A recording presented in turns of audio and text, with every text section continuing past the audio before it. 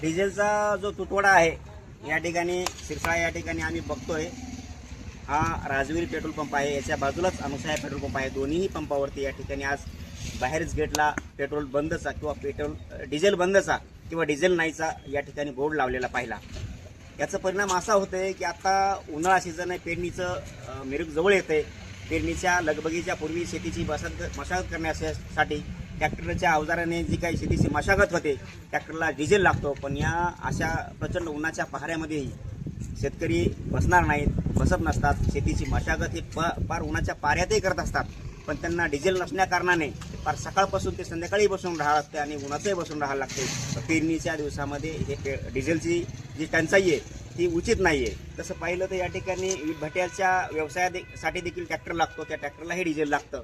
याच अनुषंगाने उद्या परभणी जिल्ह्यामध्ये जे बाजूला सोनपेठ आहे, सोनपेठ शहरामध्ये या ठिकाणी ट्रॅक्टरचा प्रचंड असा मोर्चा या ठिकाणी या पेट्रोलच्या डिझेलच्या मागणीसाठीही निघणार आहे। तसं पाहिलं तर या शेतकऱ्यांना कुठं सामना करावा लागत नाही। या गोष्टी अद्याप आपल्याला समजत नाही आहेत। गॅस टंचाई आहे, पेट्रोल टंचाई आहे, डिझेल टंचाई आहे, प्रचंड गोष्टीची अवहेलना या माध्यमातून किंवा या सरकारच्या माध्यमातून या ठिकाणी आपला जाणवत आहे। आपण पाहत आहात वाव न्यूज। धन्यवाद।